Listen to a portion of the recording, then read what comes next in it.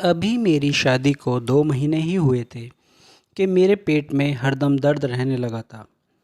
एक दिन तबीयत बहुत बिगड़ गई थी तो मेरी सास और पति मुझे डॉक्टर के पास ले गए।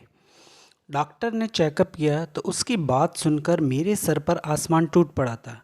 वह बोली, डिलीवरी का वक्त आ गया है, मरीज़ों को डिलीवरी वार्ड में ले चलो। मुझे लगा मेरे पति अभी मुझे तलाक दे देगा, मगर वह मेरा हाथ थाम कर बोला, घबराओ नहीं, सब ठीक हो जाएगा। मैंने एक बच्चे को जन्म दे दिया और मुझे अभी तक यकीन नहीं हो रहा था कि ये मेरा ही बच्चा है, क्योंकि शादी से पहले मेरा किसी लड़के के साथ कोई चक्कर नहीं था। मैं उस बच्चे से बिल्कुल भी प्यार नहीं करती थी और असल में मुझे हैरानी तब होती जब मेरी सास मेरे सामने हाथ जोड़कर माफ़ी मांगती और रोती जाती थी। एक दिन उसका राज मालूम करने के लिए मैंने सास के मोबाइल से अपने पति को मैसेज कर दिया। पति का जवाब पढ़कर तो मैं हैरान हो गई, क्योंकि मैं आईने के सामने खड़ी अपने मुरझाए हुए वजूद को देख रही थी। मेरी आंखों के नीचे हल्की हल्की काली लकीर बन चुकी थी। सर के बाल भी सफ़ेद होने लगे थे और रंग भी ऐसा हो गया था कि देखकर ही दिल परेशान हो जाता था। मैं काफ़ी मोटी भी हो चुकी थी, जबकि मेरे कमरे में लगी तस्वीरों से तो मैं पहचान ही नहीं जाती थी। नरम नाजुक चेहरा मौलाना सितारों की तरह वो रोशन आंखों में अब हर वक्त परेशान रहने लगी थी, क्योंकि मेरे उम्र की लगभग सभी लड़कियों की शादी हो चुकी थी, जबकि मैं अभी तक कुंवारी थी। मेरी माँ मुँह से तो कुछ नहीं कहती, लेकिन मुझे मालूम था कि वह अंदर ही अंदर मेरे लिए परेशान रहती थी। मैं आईने के सामने खड़ी थी जब भाभी की आवाज़ आई। वह बोली, रूपाली आ जाओ, चाय बन गई है, सब साथ बैठते हैं। मैं भी उनके साथ चल पड़ी थी। भाभी तेज़ तेज़ चलती थी, जबकि मैं लंगड़ा कर चलती थी। वह आगे निकल गई तो पीछे मुड़कर मुझे देखकर हंसते हुए बोली, जब से तुम्हारा भतीजा 2 साल का हुआ है, मुझे हर काम जल्दी जल्दी करने की आदत पड़ चुकी है। आ जाओ मेरे साथ। भाभी ने मेरा हाथ थाम लिया था। मैं साथ चलते हुए बोली, अंजलि, तुम मुझसे जो उम्र में छोटी हो ना। उसने इस बात पर सर हिला दिया। तो मैं बोली, तुम्हारी शादी तो 5 साल पहले ही हो चुकी है, क्योंकि तुम तो बहुत हसीन हो। देखो, मैं आज तक अपने माँ बाप पर बनी बैठी हूँ, क्योंकि मैं लंगड़ी भी हूँ और मोटी भी। अंजलि एकदम परेशान हो गई। वह बोली, चुप करो रूपाली, ऐसी बात नहीं करते, सब बेहतर होगा, तुम बिल्कुल भी फिक्र ना करो, वह तुम्हारे लिए बेहतर ही पति ढूंढेगा। मैं चुप हो गई। शाम को मैं अपने कमरे में बैठे रामायण पढ़ रही थी, जब मेरी भाभी भागती हुई कमरे में दाखिल हुई। वह बोली, रूपाली, जल्दी से कोई अच्छा सा ड्रेस पहनकर बाहर आ जाओ, तुम्हारे लिए एक नया रिश्ता आया है। मैं तो भाभी की तरफ देखते ही रह गई। मैं बोली, अंजलि, मेरे लिए रिश्ता, और वह कैसे? भाभी हंसने लगी और बोली, माँ ने रिश्ता लेकर आने वाली आंटी से बात की थी, वह लेकर आई हैं। मैं बोली, अंजलि, क्या फ़ायदा तैयार होने से? वह बोली, ना उम्मीद वाली बातें मत करो। देखो, सुबह हमने तुम्हारे रिश्ते के लिए प्रार्थना की और अब आ गया। अगर हम प्रार्थना करेंगे तो वह तुम्हें पसंद भी कर लेंगे। हो सकता है हमारी ये प्रार्थना भी सफल हो जाए। मैं तैयार होकर बाहर आ गई तो एक लड़का और एक आंटी बैठी हुई थी। आंटी मुझे देखकर खुशी से उठकर खड़ी हो गई थी। उसने मुझे बड़े प्यार से अपने पास बुलाया, जबकि मैंने तिरछी नज़र से उस लड़की की तरफ देखा था। आज मुझे पहली बार यह एहसास हुआ था कि पहले नज़र की मोहब्बत किसे कहते हैं। वह लड़का भी मेरी तरफ देखकर मुस्कुरा दिया था। मेरे दिल से सच्ची दुआ निकली थी कि ए भगवान, ये लोग मुझे पसंद कर दें। तभी आंटी बोली, हमें आपकी बेटी बहुत पसंद आई। अगर आप कहें तो हम इसे अभी अंगूठी पहना कर जाते हैं। तभी मैंने नज़र उठाकर उस लड़के की तरफ देखा तो वह भी मुझे देख रहा था। माँ बोली, अगर यह बात मेरे हाथ में होती तो यकीनन आपको अंगूठी पहनाने की इजाज़त दे देती, मगर आप तो जानती हैं ना कि शादी ब्याह के मामले मर्दों के हाथ में होते हैं। रूपाली के पिताजी जब ऑफिस से वापस आ जाएंगे तो उनसे बात करके मैं आपको कॉल कर देती हूँ। वह लोग चले गए थे, मगर मेरा दिल अभी तक बेहद धड़क रहा था। फिर यह हुआ, मेरे सारे फैसले भगवान ने अपने हाथ में ले लिए। दोनों तरफ से ही हाँ हो गई थी और सिर्फ 1 महीने बाद ही शादी की तारीख भी तय हो गई थी। मैंने अपने घर वालों को सख्ती से मना कर दिया था कि मुझे धूमधाम से शादी नहीं करनी। मेरे दिल में यही डर था कि लोग मुझे देखकर हंसेंगे।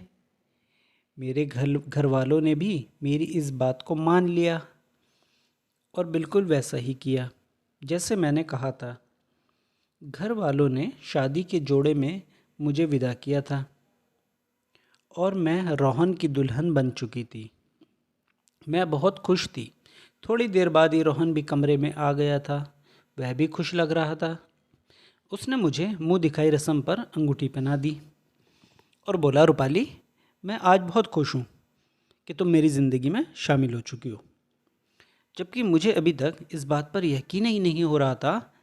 ऐसे कैसे हो सकता था कि वह एक मोटी सी बेरौनक लड़की को पाकर खुश हो गया। मैं बोली, मुझे एक बात पूछनी थी। आप मुझे यह बताइए कि आपने मेरे साथ शादी क्यों की है। वह मेरे सवाल पर हंस दिए। वह बोले, जाहिर सी बात है, तुम मुझे अच्छी लगी, इसलिए मैंने कर ली शादी। मैं सवाल से ही सवाल निकाल रही थी। रोहन का जवाब सुनकर मेरे मुरझाए हुए दिल को सुकून मिल जाए। मैं बोली, मुझ में क्या पसंद आया था आपको। वह बोले, तुम्हारी ओरिजिनलिटी, तुम जैसी हो वैसे ही हमारे सामने आ गई थी। तुमने खुद को मेकअप करके पर्दे में नहीं छुपाया। मैं मुस्कुरा दी थी। मेरी शादी के बाद ही खूबसूरत लम्हे शुरू हो गए थे। मेरा पति मुझ पर जान निछावर करता था, जबकि मेरी सास तो मेरा अपने माँ बाप की तरह ही ख्याल रखती थी। मैं बहुत मोटी हो चुकी थी। रोहन के साथ मैं बिल्कुल भी जचती नहीं थी। इसलिए मैंने सोचा कि डाइटिंग शुरू कर दूं, मगर मेरे सास ने साफ मना कर दिया और बोली, अगर तुम स्मार्ट हो गई तो रोहन को बिल्कुल भी नहीं अच्छी लगोगी। यह बात सुनकर मैं हैरान हो गई। खैर, हर शाम मेरी सास रोहन के आने से पहले मुझे कुछ न कुछ मीठा ज़रूर खिलाती थी, जो कि मैं उनकी मोहब्बत समझकर खा लिया करती थी। आज मेरी सास ने मुझे केक खिलाया था, जिसे खाते ही मेरे पेट में ज़ोरों से दर्द शुरू हो चुका था। अब तो हर रोज़ ऐसा ही होता था। मेरी सास जब भी मुझे कुछ मीठा खिलाती थी तो मेरे पेट में दर्द शुरू हो जाता था। जब तक रोहन घर आते तब तक मैं दर्द से परेशान हो जाती थी और फिर वह सारी रात मेरे लिए जागता रहता था। यूँ हम दोनों को एक दूसरे के साथ बैठकर बहुत सारी बातें करने का मौका ही नहीं मिलता था। मैं इस वजह से बहुत परेशान थी। मैंने सोचा, क्यों ना मैं अपनी सास का दिया हुआ मीठा खाऊं ही नहीं, क्योंकि मुझे अपनी सास पर शक होने लगा था कि शायद वह मेरी और रोहन के प्यार से जलने लगी थी और हमें एक दूसरे से दूर रखने की कोशिश कर रही थी। मेरी सास मेरे लिए कस्टर्ड बनाकर लाई थी, तो मैं बोली, माँ जी, मैं इसे अपने कमरे में जाकर खा लूँगी। वह कहने लगी, अभी मेरे सामने खाओ। मैंने बहाने से कहा, उल्टी जैसा लग रहा है। वह बोली, जब ठीक हो जाएगा ना तब खा लेना। मेरी सास मुस्कुरा दी थी। मैंने अपने कमरे में आकर उस कस्टर्ड को खाने के बजाय छुपा दिया था। मुझे लगा था कि आज मेरे पेट में दर्द नहीं होगा, मगर मेरा अंदाज़ा गलत निकला था।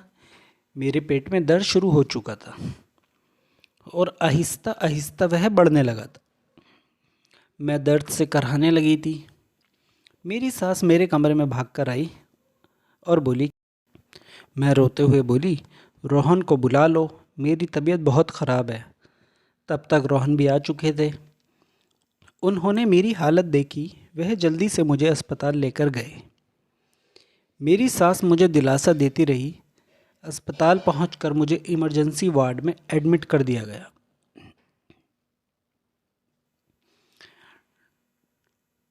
डॉक्टर ने चेकअप किया तो बोला, पेशेंट की डिलीवरी का समय आ गया है, पेशेंट को डिलीवरी वार्ड में लेकर चलो। मैं हक्का बक्का हो गई थी और उस डॉक्टर की तरफ देखती रह गई। मैं चिल्लाई और बोली, यह नामुमकिन है, क्योंकि मेरी शादी को तो अभी सिर्फ 2 महीने ही हुए थे। मुझे लगा था कि मेरा पति अभी मुझे तलाक दे देगा, इसलिए मैं बहुत डर गई थी। मैं गुस्से से बोली, रोहन मुझे अस्पताल से ले चलो, मुझे नहीं करवाना यहाँ इलाज। यह डॉक्टर पागल है, मुझ पर इल्ज़ाम लगा रहा है। लेकिन मेरा दर्द अब धीरे धीरे बढ़ता जा रहा था। मैं सीखने लगी थी। रोहन ने जल्दी से मेरा हाथ थाम लिया और बोला, घबराओ नहीं, सब कुछ ठीक ठाक हो जाएगा। वह सब बाहर चले गए। मेरी डिलीवरी का वक्त शुरू हो गया। 2 घंटे की कोशिश के बाद मैंने एक बच्चे को जन्म दिया था, मगर मुझे अभी तक यकीन नहीं आ रहा था कि ये बच्चा मेरी ही जाना है। लेकिन मैंने अभी अपनी आंखों से अपने बच्चों को पैदा होते हुए देखा था, इसलिए मुझे यकीन करना ही पड़ा। मैं दुख और गम से बेहोश हो चुकी थी। मुझे समझ ही नहीं आ रहा था कि मैं रोहन का सामना कैसे करूँगी। वह शायद अब मुझे तलाक दे देगा। बिरादरी में मेरी कितनी बेइज्जती होगी। यही बातें सोच सोचकर मैं रोने लगी थी। थोड़ी देर हुई थी कि रोहन और मेरी सास कमरे में आ चुके थे। दोनों बहुत खुश लग रहे थे। मेरी सास ने मुझे मुबारकबाद दी और बच्चा मेरे सामने करके बोली, देखो बहू, बेटा हुआ है। यह तो हूबहू तुम पर गया है, मैंने मुंह फेर लिया था। मैं बोली, इसे मेरी आंखों के सामने से दूर ले जाओ। रोहन बोला, क्या बात है रूपाली, तुम्हें किस बात का शक हो रहा है? तुम इस छोटे से बच्चे के ऊपर जुल्म मत करो। हम घर पर आ गए तो मैंने अपनी साहस और रोहन को सख्ती से मना कर दिया था कि वह मेरे घर वालों को इस बच्चे की पैदाइश के बारे में कुछ भी ना बताएं। मैं नहीं चाहती थी कि मेरे पिताजी को पता चले कि उनकी बेटी ने शादी के 2 महीने बाद ही उन्हें नाना बना दिया है।